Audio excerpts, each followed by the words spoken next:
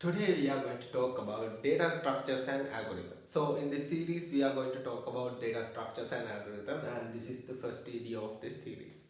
So first of all we need to understand what is the usage of data structures and algorithms. So what we can do using these concepts, and what we call a data structure, and what is algorithm, and what is the difference between data structure and algorithm.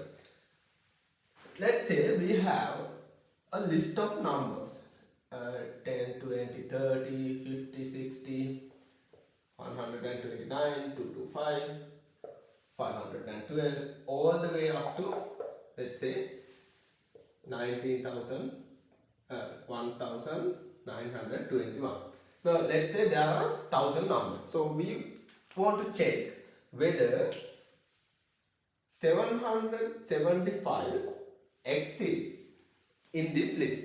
So one way we can do this is we can take each of these numbers and check whether it is 775. Let's say we check whether the first number is 775. If it is not, then we move to next number. Then we check again whether the next number is the 775. If it is not, then we move to third number, then fourth number. We go all the way through all of these numbers in this list until the very end. So let's say in the very end we can find 775. That means 775 doesn't exist in this list. Let's say we find it in somewhere here, then we know 775 exists in this list. So the issue with this algorithm is, let's say 775 is the last number.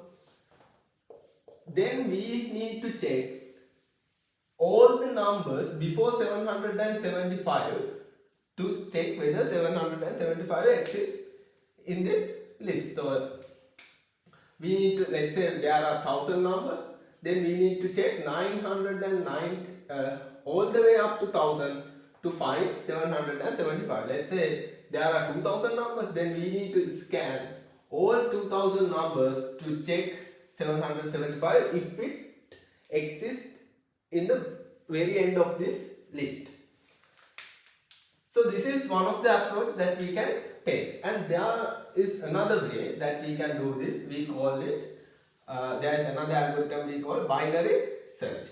So this is different from this one, and so likewise there are many ways that we can write an algorithm to do the same thing. So let me give you an example. So let's say we are at the point A and we need to go to point B. So there are many ways that we can go to point B from point A. So this is one path, this is another, and this is another path, and this one is another path. So the responsibility as an engineer that we have is to find the most efficient way to go from A to B. So that's the job that we have. So let's talk about what is a data structure before moving to algorithms. So data structure is, so what does mean by data structure is the way we can organize data to use it efficiently. So what data structure means is the way we can organize data to use it efficiently. So let me give you an example. Let's say in our kitchen we organize things, right? So here we have like spices, right? And then we have plates and glasses. Then here we have cutlery, like spoons and forks and stuff. So let's say you want to find where is the paper mug or whatever. So let you know it's in the the spices section. So you just go to spices section, and let's say we have names on each of these bottles. This one, say on this one it's let's say salt and pepper. Likewise, then you check the name and take the bottle. So let's say if we put all these things into one box, we have spices in the same box, we have plates, glasses, cutlery and everything in one box, then it's really hard to find the one that we want. So that's the same concept that we use in the data structure. So we organize data in such a way that we can use it efficiently. There are a couple of different data structures. So I will give you a quick overview. One of the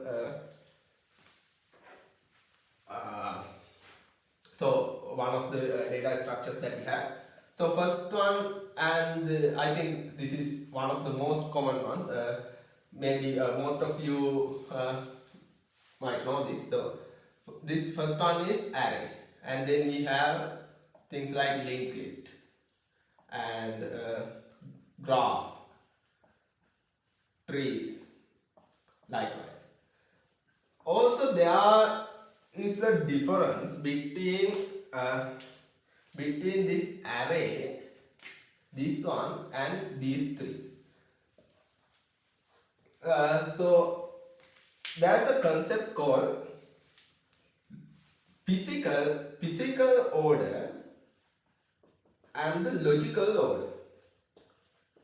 Physical and the logical order. So if we take array, so array means a list of something, list of numbers, list of names or whatever. Then so we know, so in the array we have the first element, and right next to it we have the second element, right next to it we have the third element and the fourth element, and so on. This is the logical explanation of an array. And the physical, the way that array stores in the memory is the same as the logical explanation. In the memory also, array is a contiguous memory location. So after the first element, so let's say this is an array of integers. So if we take the first element, address is 100, then if the integer is 4 bytes, then the next element is at 104, and the third element is at 108, likewise. So, and if we take a linked list, so we know, so in the future we are going to talk about what is a linked list and what is an array, likewise. So I will give you a quick overview what is a linked list. So linked list, we have nodes. So first node connected to the second node connected to third node connected to fourth, and so on. This is the logical explanation of the linked list, but this is not the actual representation of the linked list in how it is stored in the memory itself. In memory, it doesn't store one after another. So there is a difference between the physical explanation, the physical order and the logical order of these three data structures, and there are other data structures as well. So in this example, there's the physical order and the logical order of the array is the same, but in these three, physical order and the logical order is different.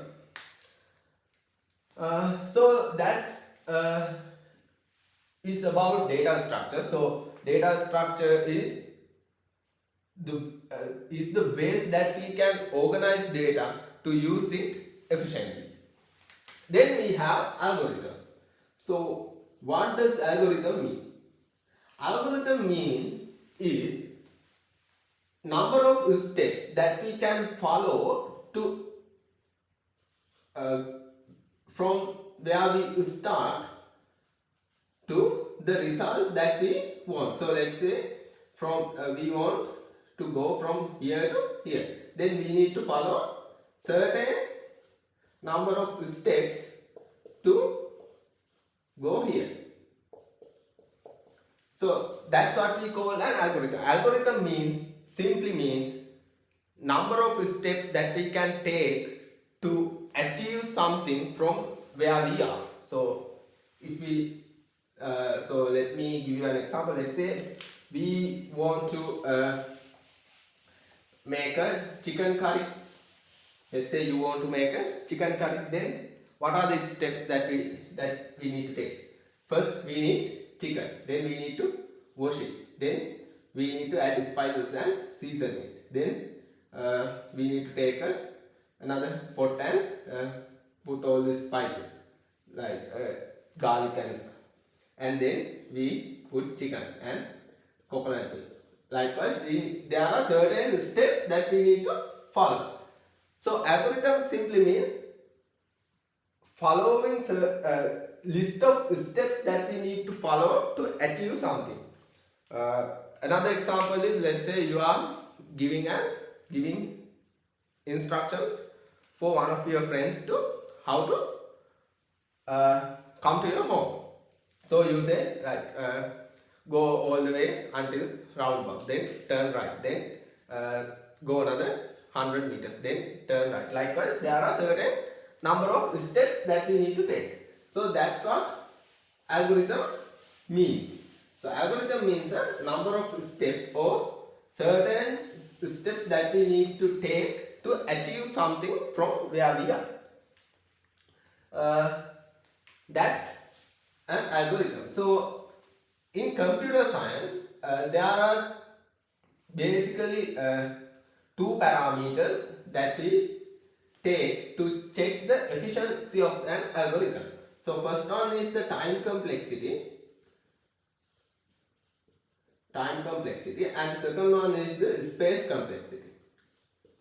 Time complexity doesn't mean the time that runs in your clock. Time complexity doesn't mean the time in your clock. It means the number of operations in a given algorithm. So we will talk about what means an operation in the future. So just take an idea. Time doesn't mean the time in the clock. It means the number of operations. The space means the memory. This is the memory. When we come to time complexity and space complexity, there are three scenarios that we discuss. The first one is the best case scenario, the second one is the average case, and the third one is the worst case.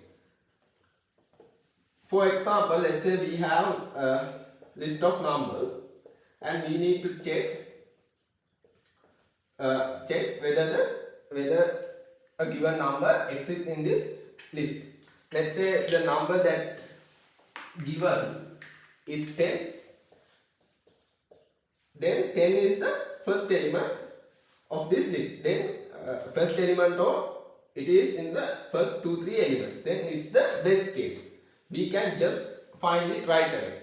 Let's say the number that given is in somewhere in the middle of this list. Then that's the average case. And let's say the given number is all the way to the very end in this list. Then that's the worst case. This is just like a simple example of what's the best case, average case, and the worst case. So in most of the time that we only talk about the worst case, because if an algorithm is efficient enough to run in the worst case, it will run without an issue for in these two scenarios. So in most of the time that we only talk about the worst case scenario. There are certain notations that we use for best case, average case, and the worst case. For the worst case, we use this big O notation. So you might have seen this somewhere. So this is we call big O notation. So big O of n, O of n squared, likewise O of log n. So we have this type of different complexities. So big O means the worst case. There is nothing like the best or average or worst or. big O means worst case. For the best case and average case, we have another notations like called omega and theta. We will talk about those two notations in the future.